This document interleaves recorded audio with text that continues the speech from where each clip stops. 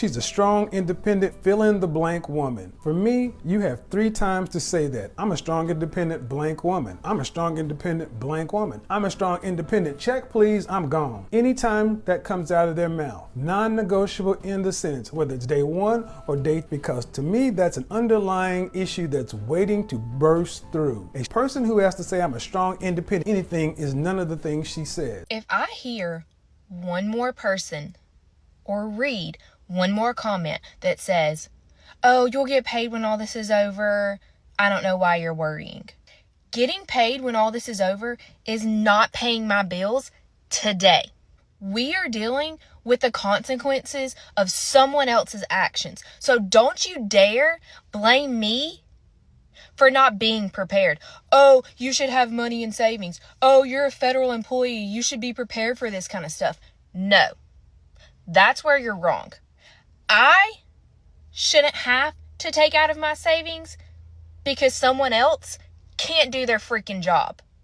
Meanwhile, I'm here being essential, taking care of people, and I can't even do my job, but I'm the one getting yelled at and cussed out. There's a lot of layoffs taking place in America. They cutting Section 8, and a lot of people believe that black people are getting hit the hardest because we don't have any real families and we don't have any real communities. But the new narrative is women need to go out there and find themselves a man so they can have some real security. Even though that may be true, you can't force somebody to do something that they don't want to do. But one thing for sure, a lot of people getting laid off and the government not trying to pay all your bills. Okay, listen up, guys. I have a big update, okay?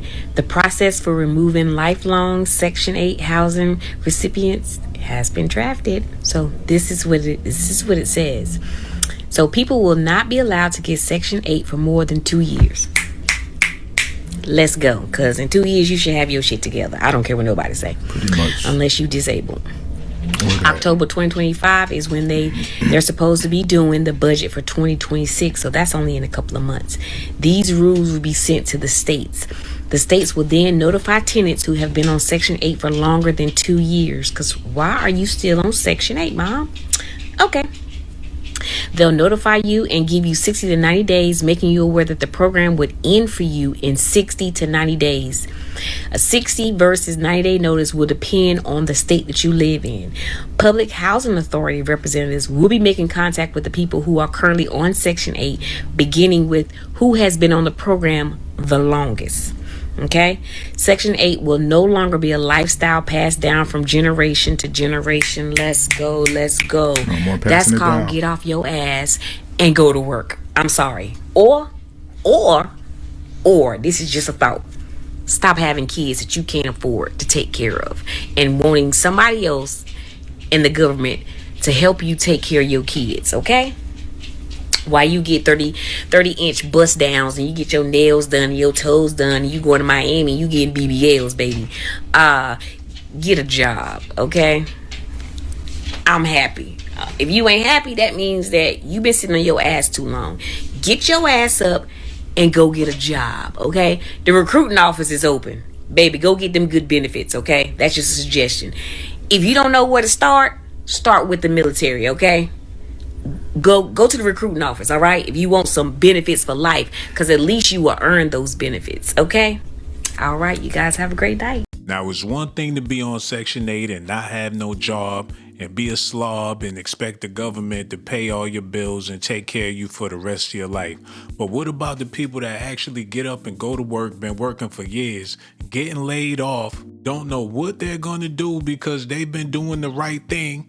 They haven't been selling drugs. They ain't been selling cheeks. They've been law-abiding citizens working for the federal government. Now they're in the same boat as the people that's getting cut off for Section 8. What part of the game is that? Everyone's talking about the shutdown, but nobody's talking about what comes after it. This time, it's not a temporary furlough. It's real layoffs, jobs eliminated, agencies consolidated, budgets cut for good. And if you think it's just DC insiders losing a paycheck, think again.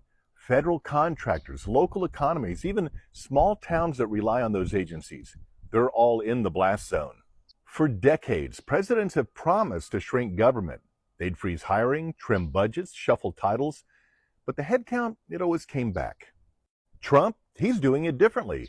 He's not waiting for Congress to blink. He's cutting positions now, calling it discipline, not dysfunction. And here's what most people don't realize. Once those positions are gone, they're not coming back. That's how you actually shrink government.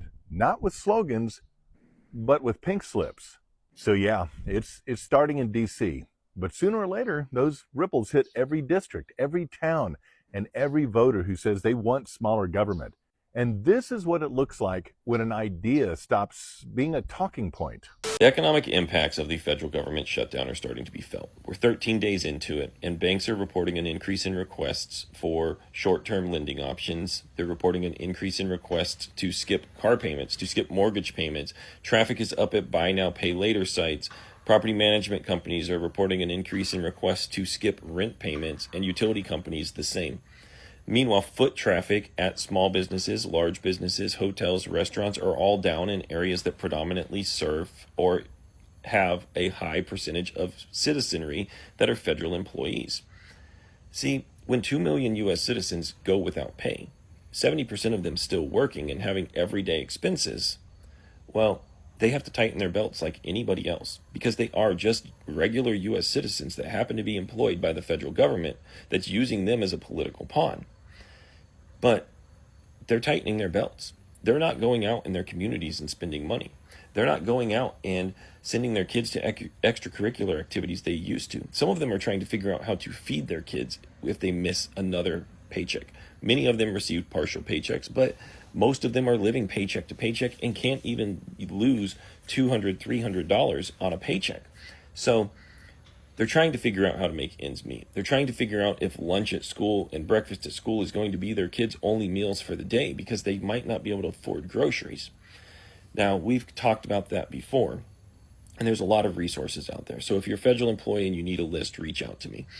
But the economic impacts are going to go far beyond 2 million Americans not being paid because businesses across the United States that rely on federal employees without even knowing it are going to start losing money.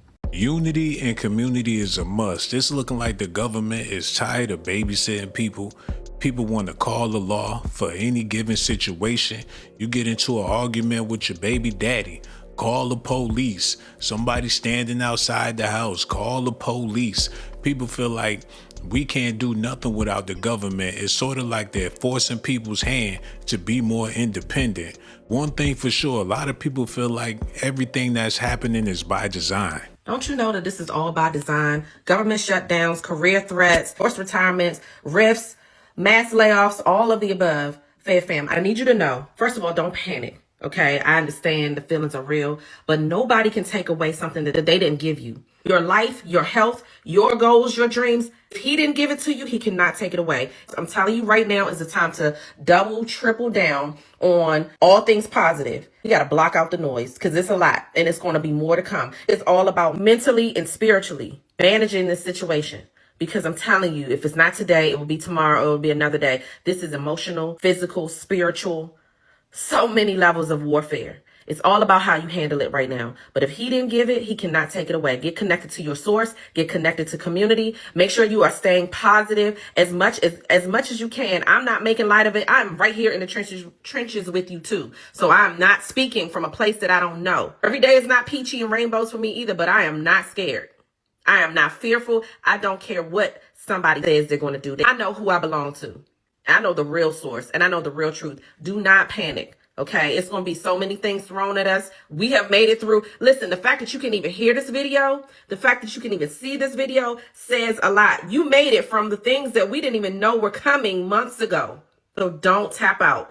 Don't crash out. Don't give in. Don't give up. Stay locked in. Manage your ear gates. Manage your heart posture. Stay connected. Know what's real. Know who's real. A lot of this is a facade, and this is a moment of time. This is a moment of time that might feel like forever, but this too shall and will pass. Don't give up. We got this. Stay up, Fair Fam. Stay up. Just when I decided that I was going to record some stuff today so that it's ready to post tomorrow, that man in the big old White House had all this ruckus going on. It's been going on for a while now, but now we're down to the nitty gritty because there's like breaking news. And I know I posted all of the performance review things earlier today. That was a lot of videos. So hopefully you're able to find one if you need it that is applicable to your situation. But I wanted to go ahead and get into the story about the 100,000 federal workers who plan on quitting tomorrow. And before somebody decides to get on my page again and call me a liar, please understand that I am not reading this story to you guys. That's not what I'm here to do. I want to tell you what the headline is, give you some bullet points, and then you go read it for yourself. So basically, my source is The Guardian. And yeah, it says Trump news at a glance, more than 100,000 federal workers to quit on Tuesday in largest ever mass resignation. Now, we already have the 300,000 plus Black women who left the workforce, either by force or by choice. And now we have more than 100,000 federal workers who plan to quit tomorrow. To me, this feels like by force. The story is on theguardian.com. It's so unfortunate. I will read you just a little bit because I don't want y'all to trust my word. I don't want y'all to take my word. Actually, if it's interesting to you, I want you to go look it up and get the details. More than 100,000 federal workers are to formally resign on Tuesday, the largest such mass event in U.S. history. He's just making historical content all over the place for the children. Did y'all hear about the Bible? Never mind. I digress. As part of a Trump administration program designed to make sweeping cuts to federal workforce. With Congress facing a deadline of Tuesday to authorize more funding or spark a government shutdown, the White House also ordered federal agencies to draw up plans for large-scale firings of workers if the partisan fight fails to yield a deal. Let me tell you something. I'm supposed to get on the plane this month, and who will not will be me. Because what we're not going to do is put me on the plane and have somebody who's trying to prove a point for their political beliefs make a decision that affects my life or takes it. So that's just me. This is terrible. It's I don't even have anything else to say. I saw it and I felt that it was too relevant to not talk about today. So I wanted to throw that out there so you guys just have an idea. Then they'll be lying, talking about we raised all these jobs. We have all these jobs. The jobs report is saying we've made more than whatever jobs. This is why I don't trust the data anymore, because why do y'all keep firing people? And yet y'all telling us that there's all these jobs available, but the jobs that you're firing folks from are dissolved. It doesn't make sense. I'm so exhausted. You're damned if you do, you're damned if you don't. If you're working a job, you in trouble. If you ain't got no job, you in trouble. What do they expect people to do? Section 8 is going to be a big problem for a lot of people all across America. The whole Rochester, New York is going to have to relocate from Hudson Avenue, Jefferson. The whole east side going to have to go to a homeless shelter. There's some people that have been surviving off of Section 8 for generations. And now that it's about to be cut, they feel like they ain't got nothing to live for. Baby, y'all see what they're doing with that Section 8 program, huh? It's crazy how they're doing everything. So if you've been on Section 8 for 20, 30, 40 years, they're telling you that you got to be out of there within like the next, I think, 60 days. I don't know how they're doing it, but they're letting you know that it's no longer. But they're giving you a 2-year grace period if you just recently own it. But the Section 8 program is being cut. You got to get out. And it's just crazy all over the world. And at the same time that they telling people they got to get off of Section 8, and they no longer be on Section 8, especially when you've been on it for that long, and when you've been passing it down, they like, they don't care. You got to go. With that being said, they also created a law where it's illegal to be homeless. So you can't be on Section 8. It's illegal to be homeless. So they're arresting homeless people and telling them they can't be on the street, dragging their cots and their tents and stuff off the street, putting them in garbage cans. Because now they're saying it's illegal to be homeless. But yet, they're putting you off of a program that assists you. Because Section 8 ain't free. You have to pay some of that bill. They don't just give you the whole thing. Some people may get 100%, but not, baby, that's rare. Section 8 ain't free. They're putting you off a program that'll assist you to pay your rent. And now they're telling you it's illegal to be homeless. So we can't make it make sense. They also messing with those people at the nursing home. They closing wings because of the Medicaid is cut. It's over with. And so basically they're telling you, go check on your people at the nursing home. This is happening in real time. This is happening in real time. If you're seeing this video and you on that program, get yourself together, because you may not have received your letter yet, but you know who you are. Get yourself together. Get your family together. Do what you got to do. We'll see what you can do. Rent out a room, rent out a section, or do something like that. But you guys be blessed. Something tells me that women on Section 8 are going to really be looking to date this fall. And let me explain to you why. Section 8 is being cut by 43%.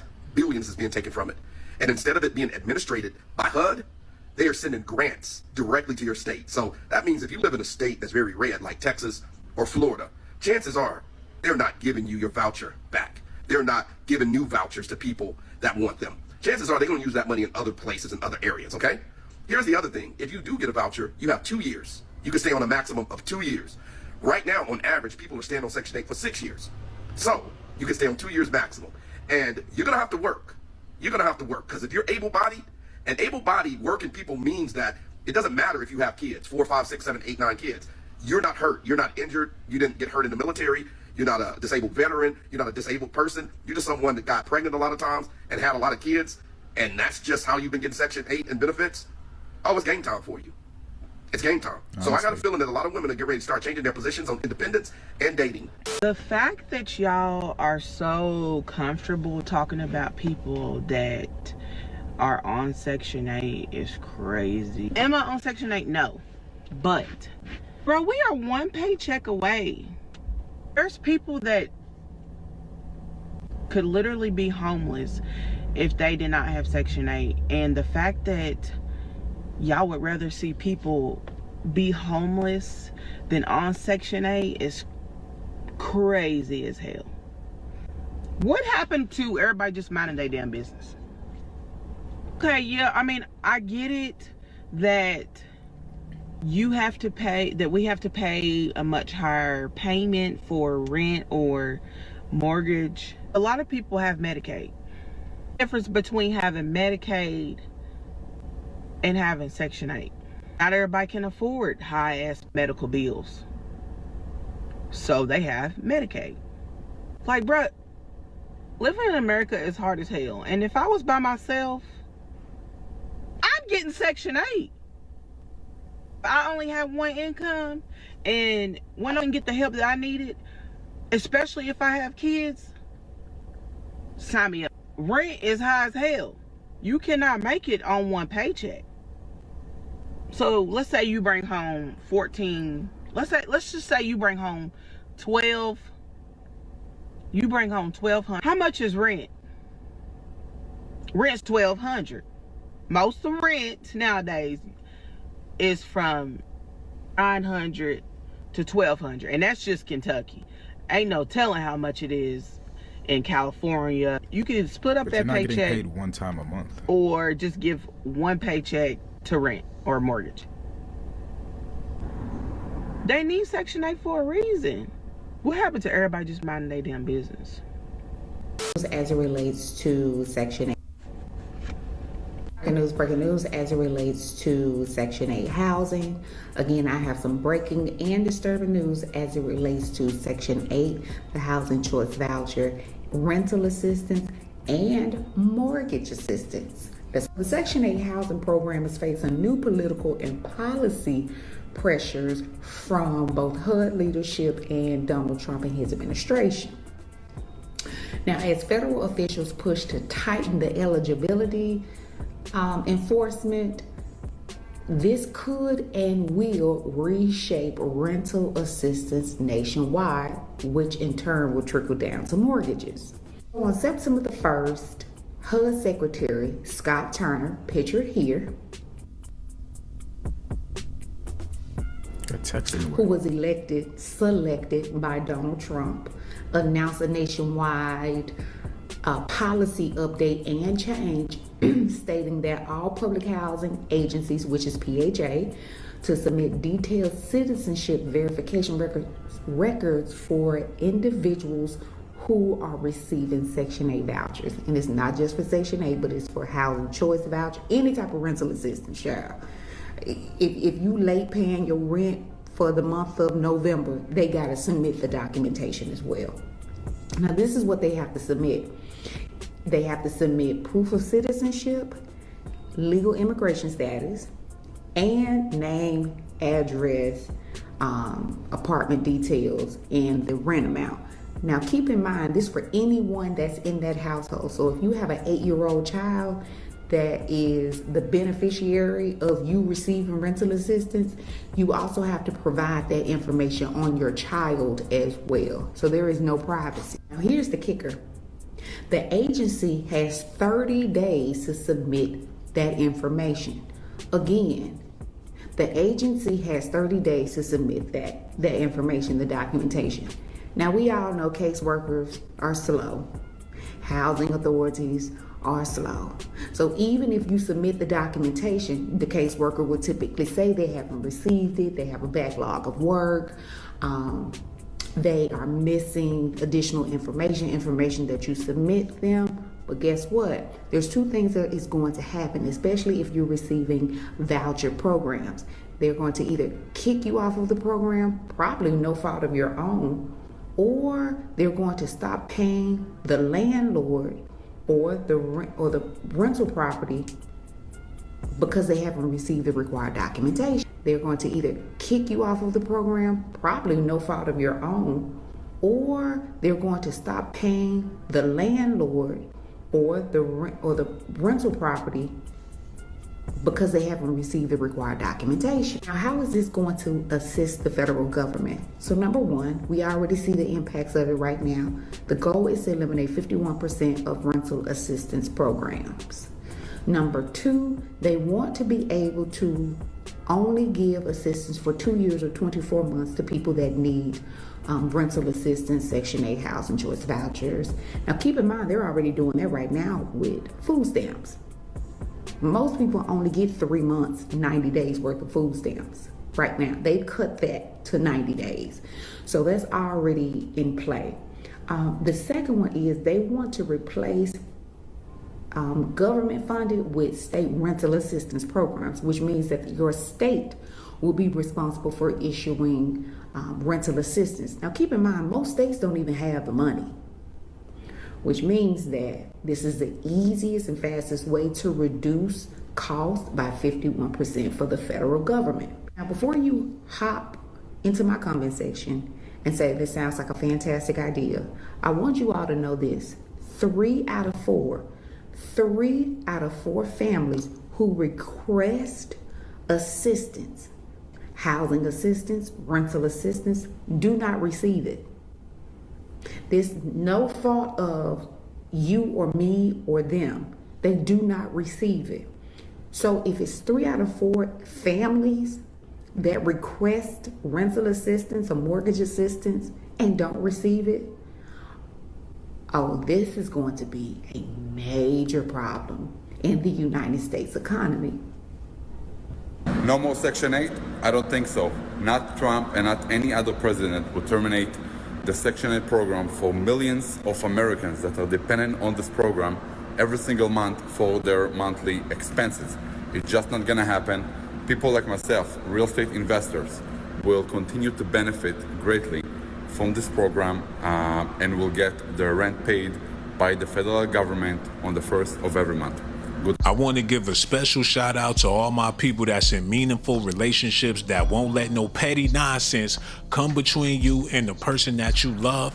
If you got real love, you gonna be all right. But all my independent people out there that ain't got nobody, it's gonna be a rough road ahead. I'm trying to tell you, all that being petty, all that trying to be a player, got 5 or 6 different chicks, ain't none of them benefiting you whatsoever. For all the women out there that got sugar daddies, you got a man for this, you got a man for that. They pockets gonna be hurting so bad to where they gonna be blocking your phone calls. Your sugar daddy, I don't give a damn how old he is. He about to be sending you to voicemail, cause ain't nobody about to be having no money to be tricking off on your stinking cheeks. Now is the time to be in a meaningful relationship. For all my people that been together and y'all staying together, got real families and kids, and y'all holding it down, looking out for each other, I ain't talking about the people your mama look out for you, or your daddy send you a little something here and there, or you got family and friends that'll let you borrow some money. I ain't talking about them people. I'm talking about people that's in meaningful relationships. Y'all gonna be the ones winning.